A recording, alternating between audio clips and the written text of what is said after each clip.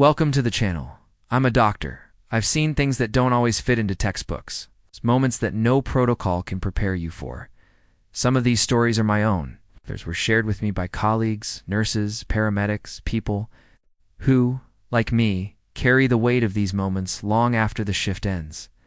Today I want to tell you a story. It doesn't begin in an emergency room. There are no sirens, no shouting, no red lights. It starts in a quiet house, with a woman sitting on the edge of her bed, one hand on her chest, the other wiping away tears. Her name is Martha. She's 47 years old, and until that day, no one, not even herself, knew that she was broken. Martha had always been the strong one, the one who said, "I'm fine, even with a fever." The one who buried her mother without crying in public. The one who returned to work the next day as if nothing had happened. She became a mother, young 2 children, who are now mostly gone. One lives abroad, the other calls now and then. Sometimes he visits, sometimes not. But Martha never complained. She never liked to be seen as weak. "I don't want to bother anyone," she would say. I met her the day her body couldn't take it anymore. That morning, she later told me, felt different. Woke up as usual, that mild pressure in her chest she had been ignoring for days.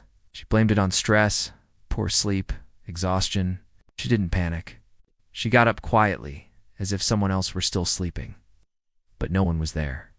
She walked to the kitchen, started the coffee maker. The smell of coffee filled the room.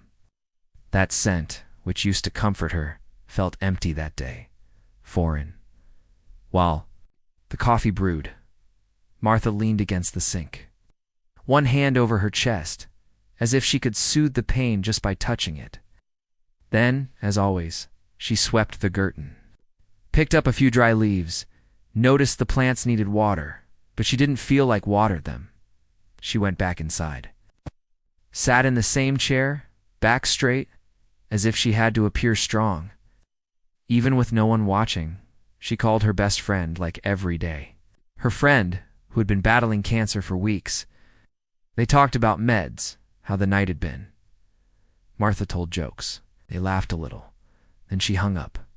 That silence was different, heavy still, as if the air itself weighed more. The chest. Pain came back, not sharp, but persistent. Not enough to knock her down, but enough to keep her from standing tall. It was like her body was trying to speak, like it could no longer stay quiet. But the worst part wasn't the physical pain. It was the lump in her throat that wouldn't let her swallow. The emotional weight bottled up for years. And those tears, that for the first time in a long time, she couldn't hold back. She wandered aimlessly through her house. Ran her hand across the dining table, the photos on the wall, the backs of the chairs, as if trying to anchor herself to something. Until she reached the living room. She slowly sank to the floor. Not with drama, but with exhaustion.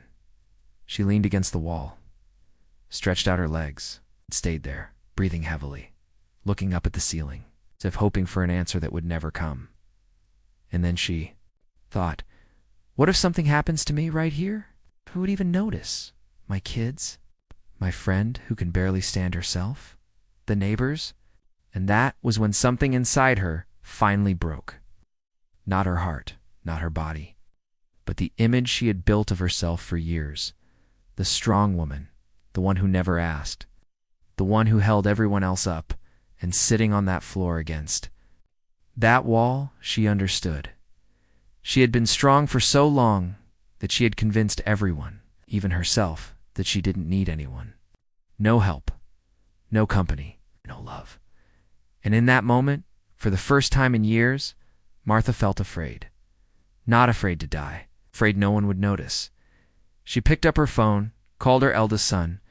"Mom, hey, I just wanted to hear your voice." They talked for a bit about ordinary things. She didn't mention the pain. He didn't notice the trembling in her voice. They hung up, and she was alone again. That's when she decided to call for medical help. A health insurance she had forgotten about. One she signed up for when her husband was still alive and had continued paying for unknowingly. Month after month, She called us with a timid voice, asked for an evaluation. We arrived about 40 minutes later. I was the doctor on duty, and there she was. Martha, the firm, almost defiant posture. But her eyes told a different story. She told me about the chest pain, a recurring pressure on and off. I suspected a heart issue, possibly a mild infarction, but it didn't fit the classic pattern. Her blood pressure was high, so I gave her captopril under the tongue. But the most alarming part wasn't in her heart. It was in her silence. I tried to go deeper. Has anything changed recently? She shook her head, but I didn't need words. Her eyes told me everything. When I saw her break, quietly the tears began to fall slowly, without a single expression on her face.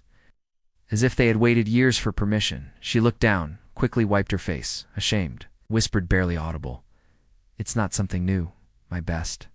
Friend has cancer. My kids, I barely see them. They have their lives, they're good boys.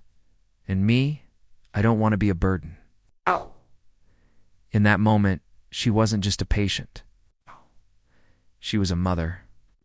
A woman who loved deeply, but had forgotten how to ask to be loved in return.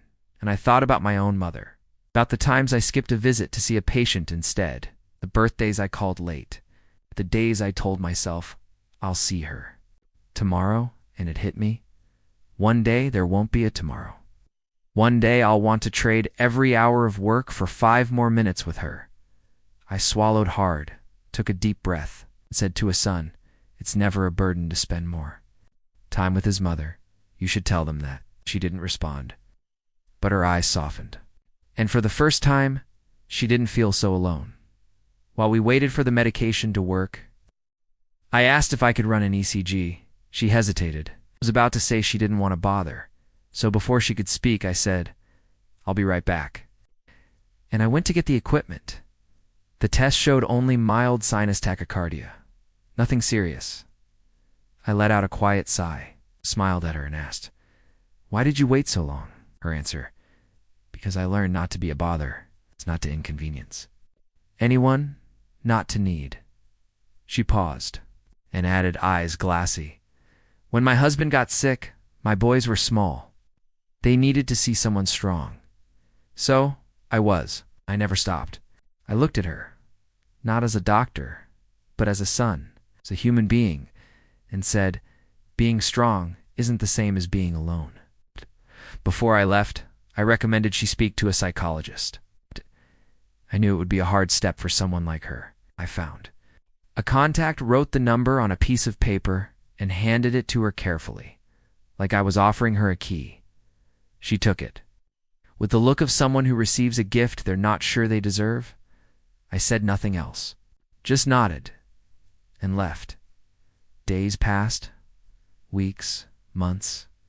Then one day, she messaged me. It was for a medical question, something small. But right before saying goodbye, she wrote, "Remember the number you gave me?" I called. There was a pause, and then she continued. She told me her best friend wasn't responding well to treatment, that the battle was still ongoing, that still hurt, but also that her kids now called more often. Sometimes even showed up without notice. "It's not exactly what I want yet, but it's better," she said. And most importantly, Martha is better now. It's not because the pain is gone, but because she stopped carrying it alone. Now every week she meets with a group of women. Women like her, strong, quiet, tired, and for the first time in her life, she cries with others. For the first time, she doesn't have to pretend everything is okay, because she learned that being strong doesn't mean never asking for help. It means knowing when it's time to. This story doesn't have a dramatic ending. There were no ambulances, no cardiac arrest, no applause, just a woman who one day decided to save herself. Because sometimes the bravest thing you can say is, "Today I can't do it alone." If you've ever felt this way, I want to remind you, you are not alone. Asking for help isn't giving up, it's the first step toward healing. If you liked this story, give it a thumbs up, subscribe to the channel, and turn on the notification bell so you won't miss the next one. Here, there will always be room for real human stories like this one. And if you have a similar experience, you're more than welcome to share it in the comments or write to us. See you in the next story.